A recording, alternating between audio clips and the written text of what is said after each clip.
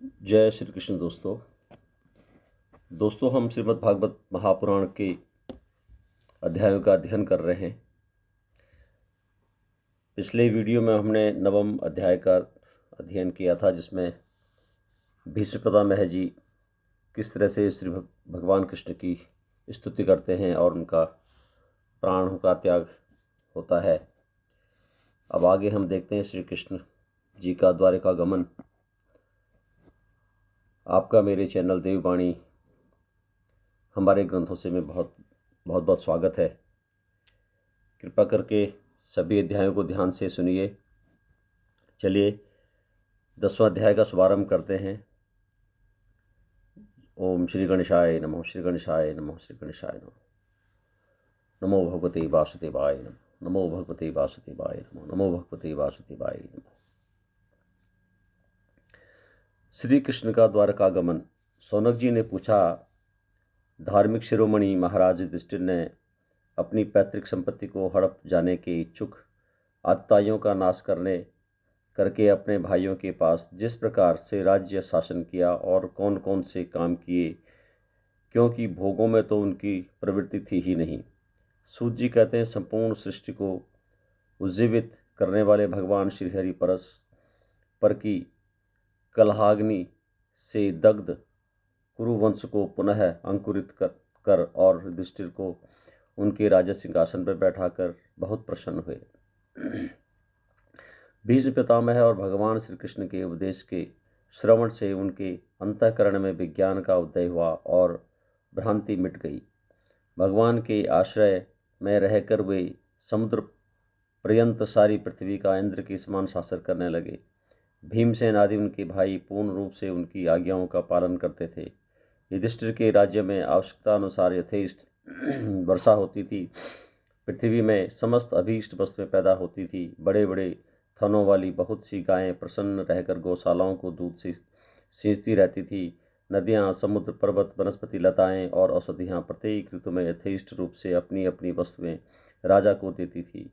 अजात शत्रु महाराज युधिष्ठिर के राज्य में किसी प्रकार किसी प्राणी को कभी भी आदि व्याधि अथवा दैविक, भौतिक और आत्मिक कलेश नहीं होते थे। अपने बंधुओं का शोक मिटाने के लिए और अपनी बहन सुभद्रा की प्रसन्नता के लिए भगवान श्री कृष्ण कई महीनों तक हस्तिनापुर में ही रहे। फिर जब उन्होंने राजा युधिष्ठिर से द्वारिका जाने की अनुमति मांगी, तब राजा ने उन्हें अपने हृदय से लगाकर स्वीकृति दे दी। भगवान उनको प्रणाम करके रथ पर सवार हुए। कुछ लोगों समान उम्र वालों ने उनका आलिंगन किया और कुछ छोटी उम्र वालों ने प्रणाम। उस समय सुभद्रा, द्रौपदी, कुंती, उत्तरा, गांधारी, धृतराष्ट्र, युयुत्सु, कृपाचार्य, नकुल, सहदेव, भीमसेन, धौम्य और सत्यवती आदि सब मूर्छित से हो गए थे। वे शांगपाणी श्री कृष्ण का विरह नहीं सह सके। भगवत भक्त सत्पुरुषों के सत्संग से जिनका दोहसंग छूट गया है, वह विचारशील पुरुष भगवान के मधुर मनोहर सुयस को एक बार भी सुन लेने पर फिर उसे छोड़ने की कल्पना भी नहीं करते। उन्हीं भगवान के दर्शन तथा स्पर्श से, उनके साथ आलाप करने से तथा साथ ही साथ सोने, उठने, बैठने और भोजन करने से जिनका संपूर्ण हृदय उन्हें समर्पित हो चुका था, वे पांडव भला उनका विरह कैसे सह सकते थे। उनका चित्त द्रवित हो रहा था। वे सब निर्निमेष नेत्रों से भगवान को देखते हुए स्नेह बंधन से बंधकर जहाँ तहाँ दौड़ रहे थे। भगवान श्री कृष्ण के घर से चलते समय उनके बंधुओं की स्त्रियों के नेत्र उत्कंठा वश उमड़ते हुए आंसुओं से भर आए, परंतु इस भय से कहीं यात्रा के समय अशकुन न हो जाए, उन्होंने बड़ी कठिनाई से उन्हें रोक लिया।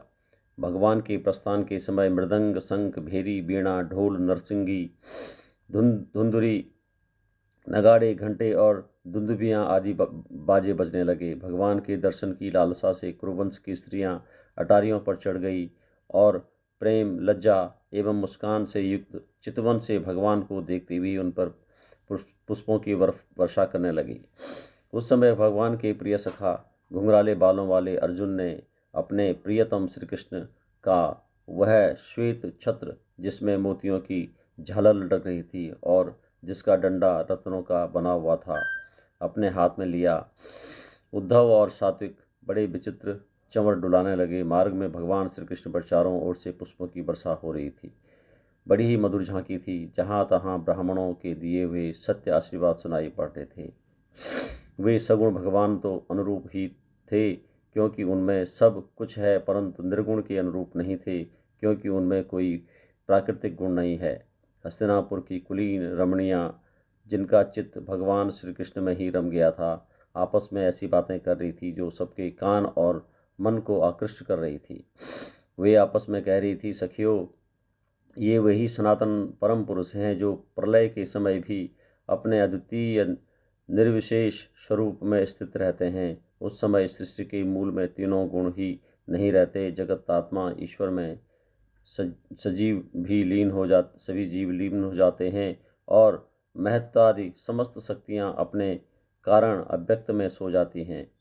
उन्होंने ही फिर अपने नाम रूप रहित स्वरूप में नाम रूप के निर्माण की इच्छा की तथा अपनी काल शक्तियों से प्रेरित प्रकृति का, जो कि उनके अंशभूत जीवों को मोहित कर लेती हैं और सृष्टि को रचना में प्रवृत्त रहती हैं, अनुसरण किया और व्यवहार के लिए वेदादि शास्त्रों की रचना की। इस जगत में जिसके स्वरूप का साक्षात्कार जितेंद्रिय योगी अपने प्राणों को वश में करके भक्ति से प्रफुल्लित निर्मल हृदय से किया करते हैं, वे श्री कृष्ण वही साक्षात परब्रह्म हैं। वास्तव में इन्हीं की भक्ति से अंतःकरण की पूर्ण शुद्धि हो जाती है, युगादि के द्वारा नहीं। सखी, वास्तव में ये वही हैं जिनकी सुंदर लीलाओं का गायन वेदों में और दूसरे गोपनीय शास्त्रों में व्यासादि रहस्यवादी ऋषियों ने किया है, जो एक अद्वितीय ईश्वर हैं और अपनी लीला से जगत की सृष्टि, पालन तथा संहार करते हैं, परंतु उनमें आसक्त नहीं होते। जब तामसी बुद्धि वाले राजा अधर्म से अपना पेट पालने लगते हैं, तब यही सत्य गुण को स्वीकार कर ऐश्वर्य, सत्य, रित, दया और यश प्रकट करते और संसार के कल्याण के लिए युग युग में अनेकों अवतार धारण करते हैं। अहो, यह यदुवंश परम प्रशंसनीय है, क्योंकि लक्ष्मीपति पुरुषोत्तम श्री कृष्ण ने जन्म ग्रहण करके इस वंश को सम्मानित किया है। वह पवित्र मधुबन ब्रजमंडल भी अत्यंत धन्य है, जिसे उन्होंने अपने शैशव एवं किशोरावस्था में घूम फिर कर सुशोभित किया है। बड़े हर्ष की बात है कि द्वारिका ने स्वर्ग के यश का तिरस्कार करके पृथ्वी के पवित्र यश को बढ़ाया है। क्यों न हो, वहाँ की प्रजा अपने स्वामी भगवान श्री कृष्ण को, जो बड़े प्रेम से मंद मंद मुस्कुराते हुए उन्हें कृपा दृष्टि से देखते हैं, निरंतर निहारती है। सखी, जिनका इन्होंने पाणी ग्रहण किया है, उन स्त्रियों ने अवश्य व्रत, स्नान, हवन आदि के द्वारा इन परमात्मा की आराधना की होगी, क्योंकि वे बार बार इनकी उस अधर सुधा का पान करती हैं, जिसके स्मरणार्थ से ही ब्रज बालाएँ आनंद से मूर्छित हो जाया करती थी। ये स्वयंवर में शिशुपाल आदि मत वाले राजाओं का मान मर्दन करके, जिन्होंने अपने बाहुबल से हर लाए थे तथा जिनके पुत्र प्रद्युम्न, सांब, आम्ब आदि हैं, वे रुक्मणी आदि 8 पटरानियाँ और भीमासुर को मारकर लाई भी जो इनकी हजारों अन्य पत्नियां हैं, वे वास्तव में धन्य हैं, क्योंकि इन सभी ने स्वतंत्रता और पवित्रता में रहित स्त्री जीवन को पवित्र और उज्जवल बना दिया है। इनकी महिमा का वर्णन कोई क्या करे। इनके स्वामी साक्षात कमल नयन भगवान श्री कृष्ण हैं, जो नाना प्रकार की प्रिय चेष्टाओं तथा पारिजातादि प्रिय वस्तुओं की भेंट से इनके हृदय में प्रेम एवं आनंद की अभिवृद्धि करते हुए कभी एक क्षण के लिए भी इन्हें छोड़कर दूसरी जगह नहीं जाते। हस्तिनापुर की स्त्रियां इस प्रकार बातचीत कर रही थी कि भगवान श्री कृष्ण मंद मुस्कान और प्रेमपूर्ण चितवन से उनका अभिनंदन करते हुए वहां से विदा हो गए। अजात शत्रु युधिष्ठिर ने भगवान श्री कृष्ण की रक्षा के लिए हाथी, घोड़े, रथ तथा पैदल सेना उनके साथ कर दी। उन्हें स्नेहवश यह शंका हो आई थी कि कहीं रास्ते में शत्रु इन पर आक्रमण न कर दें। सुदृढ़ प्रेम के कारण कुरुवंशी पांडव भगवान के साथ बहुत दूर तक चले गए। वे लोग उस समय भावी विरह से व्याकुल हो रहे थे। भगवान श्री कृष्ण ने उन्हें बहुत आग्रह करके विदा किया और सात्विक उद्धव आदि प्रेमी मित्रों के साथ द्वारिका की यात्रा की। शौनक जी वे कुरुंजांगल, पांचाल, सूरसेन, यमुना के तटवर्ती प्रदेश, ब्रह्मवर्त, कुरुक्षेत्र, मत्स्य सारस्वत और मरुधंध देश को पार करके सौवीर और आभीर देश के पश्चिम आनर्त देश में आए। उस समय अधिक चलने के कारण भगवान के रथ के घोड़े कुछ थक से गए थे। मार्ग में स्थान स्थान पर लोग उपहार आदि के द्वारा भगवान का सम्मान करते और सायंकाल होने पर वे रथ पर से भूमि पर उतर जाते और जलाशय पर जाकर संध्या वंदन करते। यह उनकी दिनचर्या थी। दोस्तों, ये 10वां अध्याय हमारा यहीं पे संपूर्ण होता है। 11वें अध्याय को हम अगले वीडियो में अपना कवर करेंगे। तब तक के लिए धन्यवाद। दोस्तों, आपको वीडियो अच्छा लगा तो कृपा करके इसे लाइक करें, शेयर करें, सब्सक्राइब करें और अपने कमेंट ज़रूर दें। जय श्री कृष्ण।